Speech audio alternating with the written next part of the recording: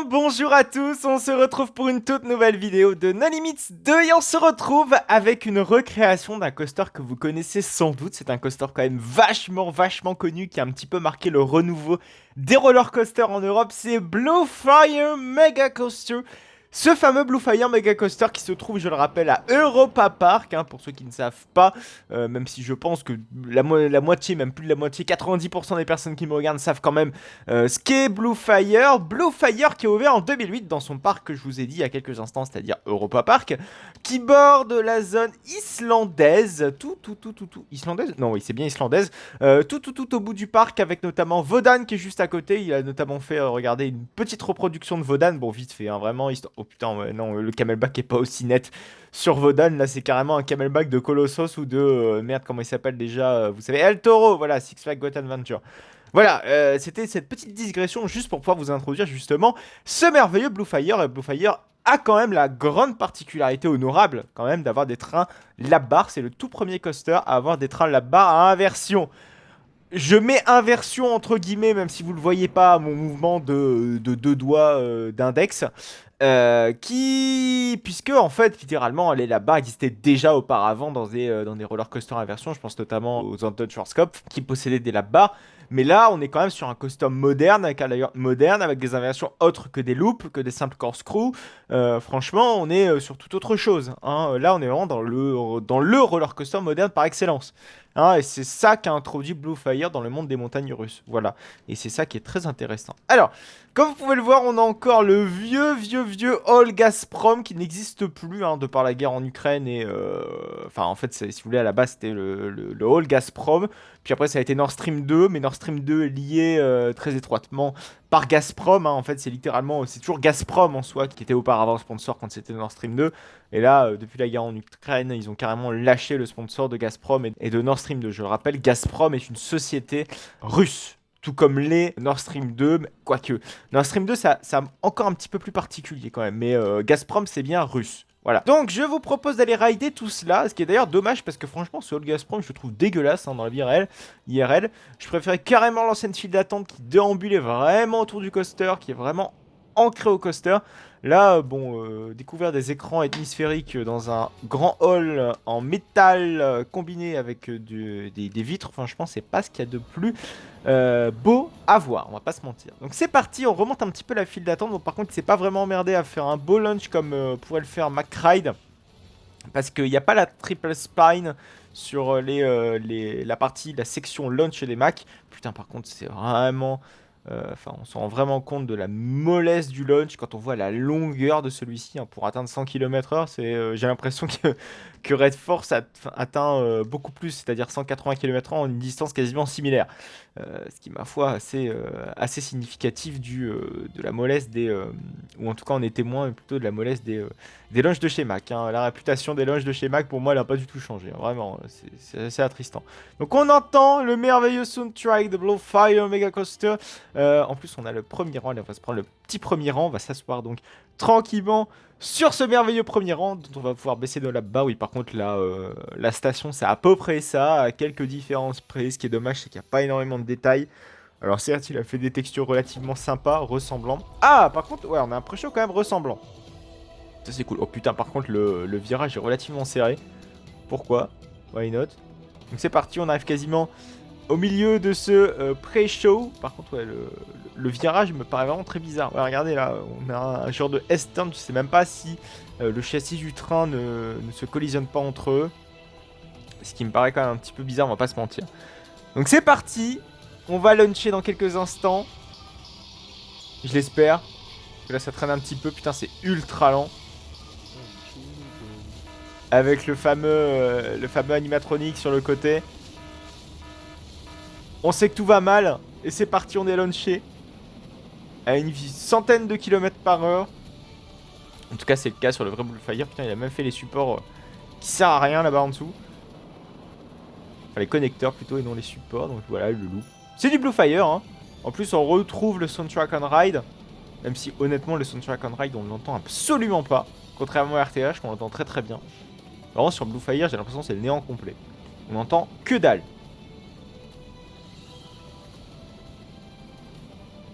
Ok, donc là on retrouve des corkscrews. Le layout classique Bluefire d'ailleurs qui s'est décliné dans plusieurs parcs, dont à Dubaï. En Russie également on retrouve un clone. Voilà, quand je dis clone, c'est vraiment clone dans le layout complet. Hein. Putain, ouais, c'est... Ce soundtrack est pourtant pas si dégueulasse que ça. C'est dommage qu'on l'entende pas vraiment dans le vrai Bluefire, je parle bien. Voilà, et on arrive donc en station de débarquement, hein, tout comme Taron à Europa Park, n'importe quoi, comme Taron à Fantasyland. Bluefire possède, si vous voulez, une station de load et unload. Voilà, donc là en l'occurrence ici pour débarquer les visiteurs. Et d'ailleurs cette station de unload peut être désactivée tout comme celle de Taron. Hein. Le coaster peut tourner sans, par contre ça demande un reset de l'attraction pour pouvoir le foutre en mode station load unload. Bon, c'est pas dérangeant, mais ça demande un arrêt d'exploitation d'une petite dizaine de minutes, notamment sur Taron. Sur Bluefire, je sais pas du tout comment ça marche, en tout cas ce reset, mais je sais qu'il y en a un évidemment pour pouvoir faire tourner le coaster sans la station de unload. Voilà, donc c'est plutôt cool comme création. Bon, le problème c'est que c'est dommage de pas avoir fait Vodan, parce que Vodan est juste à côté, ne serait-ce qu'avoir fait le layout et pas nécessairement la station, ni les décors. Mais voilà, par contre, voilà, les petits chalets sont plutôt bien faits. Alors par contre, je trouve que les schémas cubiques sont relativement grossiers. Je pense qu'on aurait pu avoir davantage de détails, plus intéressants, je pense, et plus détaillés, hein, tout le mot détail. Mais après, ça reste suffisant. Je trouve que vraiment la création est plutôt chouette, plutôt intéressante. Ça mérite quand même, je pense, cette petite partie de vidéo pour pouvoir s'y attarder 30 secondes. Bon, c'est dommage également que les rochers, voilà, ce soient des vrais rochers et pas avoir plus fait un rendu de faux rochers parce que voilà, les rochers dans Bluefire ce sont des faux. Hein. Et c'est dommage, voilà, également de ne pas avoir fait les allées qui passent carrément à l'intérieur du coaster. Qui passent au niveau du corkscrew notamment. C'est dommage, il y a plein de petites allées qui étaient justement cette ancienne file d'attente de Bluefire. Et voilà, c'est dommage de ne pas l'avoir fait. Même ça passe en dessous carrément de Vodan, ça passe pas très loin, notamment également du transfer track. C'est dommage de ne pas l'avoir fait. Est-ce que le transfer track a été modélisé? Ouais, pas terrible, hein, le transfer track. Ah ouais, même, il est carrément même bizarre ce transfer track, puisque regardez, on a carrément cette section-ci, cette section de garage qui passe carrément dans la station, voilà, au niveau de la sortie des visiteurs, ce qui n'est absolument pas adapté, je trouve, à la station, enfin en tout cas la vraie, au vrai voie de garage d'un Bluefire Mega Coaster. Là par contre, ouais, ça va, mais il n'y a pas de décor, il n'y a pas, par exemple tous les outillages de maintenance, les infrastructures de maintenance malheureusement. Et ils n'y sont pas. Par contre, on n'a pas regardé dans le filtre opérateur, peut-être il y avait des petites surprises. Non, ouais, d'accord, c'est juste une petite photo. Par contre, on n'a même pas. Ah, si, on a quand même une petite porte, enfin plutôt un seuil de porte, mais on n'a pas de porte qui va avec. En tout cas, il y a la porte animée du pré-show, ça c'est plutôt cool. On a voilà un petit pont. Ok, je ne sais pas à quoi il sert ce pont, mais c'est vrai qu'il est dans le coaster ce pont-là. Et malheureusement, ouais, il y a pas de voie d'accès là sur le côté. Par exemple, en cas d'évacuation, ce serait bien d'avoir une petite allée sur le côté pour pouvoir faire débarquer nos visiteurs, pour pouvoir les retrouver quand même sains et saufs si jamais il y a un petit incendie. Là par contre, voilà, il y a des petits catwalks qui sont présents dans cette section de launch et ça c'est super cool. Et il n'y a pas par contre, vous savez, normalement on a un petit point de vue de l'extérieur de ce launch par rapport, grâce à une petite passerelle. Voilà, au niveau de la zone islandaise. Malheureusement, on ne l'a pas. Mais bon, voilà, écoutez, ce n'est pas une grave erreur, j'ai envie de dire. On va s'en remettre, je pense très aisément. Voilà, donc un chouette coaster très fluide qui ressemble un peu au vrai layout de Bluefire. Et voilà, une petite recréation vraiment sympa qui ne casse pas trois pattes à un canard, on va pas se mentir non plus. Voilà, donc on va donc passer à la deuxième création de cette vidéo, qui est donc The Curse of Thorns. The Curse of Thorns, alors, juste pour info, vraiment, quand j'ai ouvert la map, on a spawné littéralement pile ici, donc c'est-à-dire dans une toute petite allée, on n'a même pas une grande place, vous savez, comme on a dans beaucoup de créations de LMS 2, non. Là, on est vraiment en plein milieu d'une allée, ok, voilà, on est limite un petit peu surpris de la configuration du truc. Alors ça m'a l'air d'être un truc qui est inspiré du méga coaster qu'on va avoir très prochainement à Thor Park. Vous savez, qui va se trouver du côté de Thor Park, au niveau de l'île de Thor Park, qui pourrait s'apparenter un petit peu dans la configuration à Cedar Point, dans une moindre mesure évidemment que Cedar Point, vous l'aurez deviné, enfin vous l'aurez compris.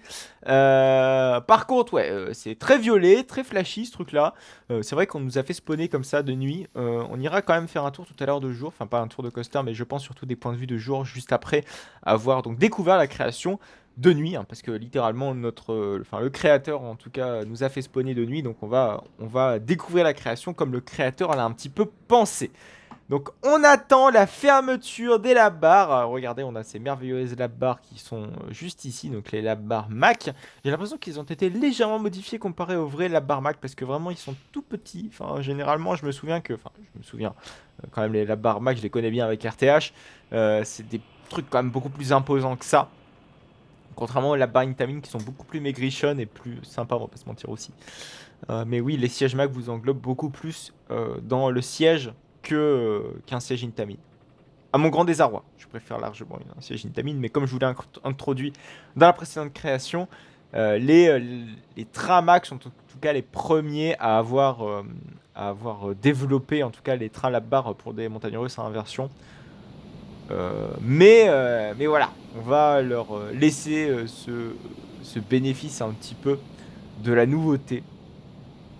Mais peut-être que des corrections seront apportées, même si j'en doute très très fort, parce que voilà, leurs trains sont faits pour être dupliqués à l'infini, j'ai envie de dire. Donc je doute que ça va leur... Enfin, qu'ils vont s'amuser à commencer à modifier leurs trains, juste pour des harnais, vous voyez le truc? Bon, c'est faisable, hein, mais ce sera un peu inutile, je pense, de leur côté, même pour les parcs. Hein. Sinon, ça augmenterait les coûts tout de suite de la construction d'une attraction, parce qu'il y aurait des coûts de développement derrière, pour juste de nouveaux trains. Je sais pas si c'est vraiment utile, on va pas se mentir. Voilà, donc on est sur le layout toujours, donc il est bourré d'airtime et de virages à ras du sol, visiblement. Oh putain, ok d'accord. Ça c'est du Mac qu'on aime ça. Des gros airtime, des gros changements de direction, bien sec, bien net. Waouh. Pas du Blue Fire comme ce qu'on a vu tout à l'heure. Hein. C'est vrai que là ça fait un petit peu la vidéo de Mac. On a fait 2 Mac, bon le troisième coaster ne sera pas un Mac, je suis désolé. Putain, mais avec des petits airtime comme ça, bien fournis. Alors par contre c'est vrai que le design du layout comporte quand même beaucoup de maladresse, on va pas se mentir. Déjà, ne serait-ce que la zone de frein, ça me fait penser un petit peu à du BM. Par contre, voilà, une zone de frein où on a carrément une drop, hein, littéralement, je pense que c'est une drop. Après une zone de frein, ouais, non, vraiment, c'est pas réaliste du tout. Il y a beaucoup de, voilà, ce que je disais, beaucoup de maladresse dans le layout. Putain, le coaster, mais monte super haut, c'est vrai que j'avais pas fait gaffe. Putain, même la drop, elle est ultra inclinée. Je vous propose de se mettre en mode jour, parce que clairement, on voit pas grand-chose comme ça. Hop. En fait, la création est quasiment meilleure de jour. Parce qu'on voit plus de choses quand même de ce qu'a fait notre créateur. Alors c'est vrai que pour le tunnel, ouais non, l'effet de nuit est quand même beaucoup plus intéressant. Ouais, donc on a des gros changements de direction bien en hauteur. Par contre, la couleur est vraiment très flashy to rail. Mais ouais, ce que je disais, beaucoup de maladresse qui mériterait d'être, je pense, corrigé. Le layout est quand même assez compact, mine de rien. Ce qui est très rare pour un méga coaster. Généralement, les méga coasters ou les hyper coasters s'étalent beaucoup en longueur. Là, il profite d'un espace assez restreint, je pense, j'ai l'impression, pour pouvoir étaler son layout. Ce qui est plutôt original, hein, parce que vraiment on en voit très peu des coasters comme ça. Après, est-ce que c'est pour le bien du coaster, j'ai envie de dire, parce que vraiment avoir un layout aussi compact, je sais pas si c'est réellement avantageux. Hein, par exemple, Lost Gravity, vous voyez, c'est un très haut coaster, vraiment. On se rend pas compte, mais quand on arrive sur le parc et qu'on voit Lost Gravity, c'est un très haut coaster quand même. Il est un petit peu moins que Goliath, mais il est quasiment à la hauteur équivalente d'Obtain. C'est-à-dire, il frôle les 39 mètres, si je dis pas de conneries. 37, 35, 36. 37, voilà, dans ces eaux-là, en tout cas dans ce panel de hauteur-là. Et on se rend vraiment compte de la hauteur de la bête, mais le tout est quand même relativement compact. Et c'est sa compacticité qu'on se dit, putain, mais en fait, il est pas si haut que ça. Enfin, on a une impression qu'il est pas si haut par le fait qu'il est compact, mais en réalité, il est quand même relativement haut. Voilà, c'est un petit peu le principe du Big Dipper, à faire des éléments très tordus. En tout cas, des éléments qu'un train de coaster hors méga coaster pourrait se prendre, mais grâce à des trains avec un empattement ultra serré et un design vraiment adapté pour prendre des éléments ultra serrés dans des hauteurs relativement élevées et dans des éléments ultra twisty. Voilà. C'est un petit peu la philosophie des Big Dipper. Tandis que là, ouais, quand même, le layout est relativement étalé, mais toujours dans un carré, voilà, dans une délimitation d'espace qui est relativement restreint. Voilà, c'est pas inintéressant, on va pas se mentir. Donc on va passer, je pense, à la toute dernière création de cette vidéo, qui est donc Fast Hill. Et Fast Hill est un hyper coaster de chez Bolliger & Mabillard, hein, qui n'a absolument rien à voir avec les deux coasters qu'on a vus précédemment, c'est-à-dire les gros Max sévères.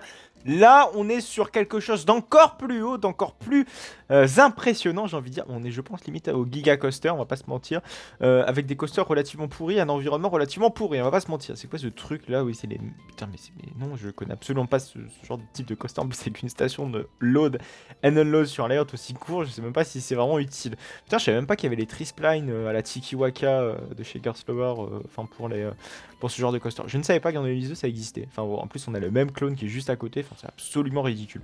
En plus, je crois qu'on a SLC juste à côté, putain, ouais. En plus, avec les couleurs dégueulasses de Goodurix, enfin, un mélange de Goodurix et puis de je ne sais trop quel coaster, ouais, c'est très bizarre. Mais vraiment, j'ai vraiment pas envie d'aller faire ce SLC, j'en ai absolument rien à secouer. Je vous propose donc d'aller rider ce merveilleux coaster qui épouse parfaitement la skyline du parc, j'adore beaucoup. Regardez avec ces beaux camelbacks et on arrive quasiment, si vous voulez, au bout de l'allée où on retrouve notamment cette merveilleuse first drop qui est absolument majestueuse et magnifique. J'ai vraiment très hâte d'aller rider tout ça et de découvrir tout ça. Oh, regardez avec ce beau western à la Silver Star, qui est peut-être le seul élément intéressant dans Silver Star, on va pas se mentir, Silver Star c'est quand même pas le coaster le plus fun du monde, hein. Il est relativement impressionnant, relativement haut, mais relativement peu intéressant. Donc c'est parti, on va aller rider tout ça. Alors regardez, on a la file d'attente qui est juste ici. Est-ce qu'on part à gauche, à droite? J'en sais absolument rien, visiblement. Ok, on est passé par la sortie, donc pas trop grave. Avec de la musique, je sais pas, électronique bizarre, qu'on peut retrouver par exemple dans les jeux vidéo, hein. Je ne sais pas quel est l'intérêt de foutre ça avec un hypercoaster, surtout que l'hypercoaster est relativement imposant. Je pense qu'une musique épique est le plus adapté à un hypercoaster, histoire de faire monter la tension et pas juste une musique de youtubeur bizarre qui débute un petit peu. On va pas se le cacher. Donc c'est parti, on attend le dispatch du train pour pouvoir baisser notre lap bar. Enfin en tout cas, notre lap bar va être baissée automatiquement, hein, dans le NIS 2. Malheureusement, on peut pas baisser notre lap bar manuellement, hein, surtout quand on est installé dans notre petit siège. Regardez, putain, les trains sont quand même ultra bien faits dans la liste 2, c'est assez impressionnant. Et le jeu ne lag pas avec pourtant ses multiples détails. On a des petits effets sonores. C'est sympa. On a le transfer track qui est juste à côté en sortie, c'est assez perturbant. Et surtout un transfer track en virage. C'est encore plus perturbant. Et par contre, il y a un truc qui m'a gêné, notamment au niveau du lift.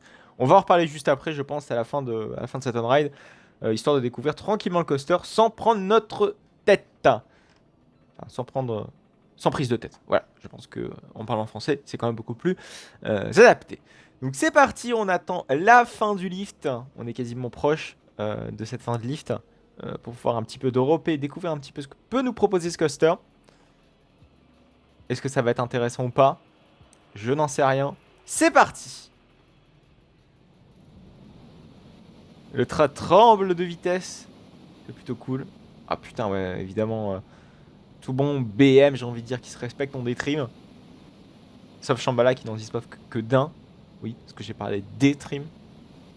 Parce que là, on en a vu deux. On a à peine deux camelbacks, c'est-à-dire un trim par camelback. Super. Alors là, par contre, cet élément... ouais, un horse-chou ultra large. Bon. On a vu mieux quand même, hein. Putain, par contre, les supports sont ultra bizarres et peu travaillés, on va pas se mentir. Regardez, même les connecteurs. Non, les connecteurs, ça va pas du tout. Ok, les connecteurs du camelback, ok. Mais ce qu'on a vu précédemment, non. Putain, en plus, la zone de frein freine sévère. Ce qui n'est absolument pas intéressant. Putain, bah, comme tous les BM, c'est haut. C'est impressionnant. Mais c'est un peu nul à chier quand même, hein. Ouais, donc il y a plusieurs choses qui me perturbent dans cette création. Regardez, ne serait-ce que le lift. Alors, le lift chez BM, généralement, ça commence quand même bien avant, et limite ici. Et en plus, c'est même légèrement plus incliné. Voilà, c'est enfin ouais, plus direct, on va dire, sur le lift. Mais ouais, normalement, un lift BM commence ici. Alors, effectivement, on a un pré-lift avec des pneus. Mais voilà, ça commence un peu avant. Voilà, limite au niveau du transfert track, quoi. Peut-être juste ici. Non, ouais, le lift, ça commence bel et bien quand le train n'a pas encore entamé sa montée. Là, c'est assez important de le préciser. On a également, voilà, ces jeux de support, je pense, BM ne ferait jamais ça. Déjà parce que, c'est inutile de faire des énormes supports comme ça de maintien, hein. Ah oui, d'accord, peut-être. Ah oui, ok, parce que ces supports-là sont bizarres. Mais je pense que BM dirait au parc, écoutez, vous bougez votre file d'attente, mais nous, on met un support là. Je pense que clairement, BM ferait ça. Et ne s'emmerderait pas à faire un support aussi complexe pour juste passer des grillages de file d'attente. Et surtout que voilà, le truc peut être redimensionné à la baisse. Vous voyez le truc? Inutile de foutre un support comme ça. De mon point de vue. En tout cas, un parc ne raisonnerait absolument pas comme ça. Puis même, je pense pas que BM, hein, je dirais, c'est bon, votre file d'attente, vous faites de la merde. Putain, mais même un support comme ça, non, c'est pas possible. Enfin, vraiment, BM ne ferait pas ça, surtout. À la limite, si c'était justifié par un gros élément de décor, etc., qui serait imbougeable, pourquoi pas. Mais là, non. Enfin, vraiment, ça n'a pas d'intérêt, très clairement. Même si, pourquoi pas une attraction qui passerait vraiment juste en dessous. Et ok, il fallait mettre un support comme ça, relativement bizarre. Mais même là, non, non, non, non, non, je suis désolé. Enfin, BM ne ferait pas un support pareil. Et il y avait autre chose qui me perturbait au niveau des connecteurs. Et bon, déjà, ça va. Voilà, déjà là, non. Vraiment, non. Je pense qu'un support de base aurait largement suffi. Un support droit, bah, à peu près comme celui-ci. Je pense que ça aurait suffi. Et ouais, les connecteurs là-bas, ouais, c'est un peu mal connecté. Voilà, ouais, je suis pas très convaincu. Vous aurez sans doute deviné, voilà, ne serait-ce que la longueur du frein de mi-parcours. Regardez, on perd quand même pas mal en distance là. Surtout qu'on pourrait faire encore un camelback, je suis sûr, avec cette perte de distance. Pour moi, voilà, il y a des trucs qui ne vont pas dans cette création, qui m'ont alerté. Je me permets de vous les partager parce que honnêtement, ne faites pas ces mêmes erreurs. C'est tout bête, c'est con, mais ça peut être très facilement réglable. Et faites-y attention dans vos créations, c'est super important. Voilà, donc on va donc se quitter là pour cette vidéo. On aura vu donc 3 créations relativement sympas avec une création de Blue Fire, Mega Coaster, une recréation hein, si on veut être très précis. On a eu notamment juste après en deuxième création un petit Mac, un gros Mac même. Et là, un BM relativement médiocre, mais plutôt bien intégrant, on va pas se mentir. Enfin, c'est surtout cette allée qui me plaît beaucoup. Quand on voit la drop du coaster comme ça au loin, c'est le genre de point de vue que j'aime beaucoup. Voilà, on va donc se quitter pour cette vidéo. Si jamais elle vous a plu, n'hésitez donc surtout pas à la liker, n'hésitez pas à commenter, n'hésitez également surtout pas à vous abonner pour ne plus manquer aucune autre de mes vidéos. On se retrouve donc la semaine prochaine à 14 h pour du Lumis 2, mais également à 14 h pour du Sim Park Tycoon 2 le mercredi. On se retrouve également pour des trips parconautiques, c'est généralement le dimanche à 14 h également. Merci en tout cas de m'avoir suivi, on se retrouve donc également sur Instagram pour me suivre dans mes aventures dans les parcs d'attractions et poursuivre l'actualité de ma chaîne. Merci encore une fois, allez, à plus tard.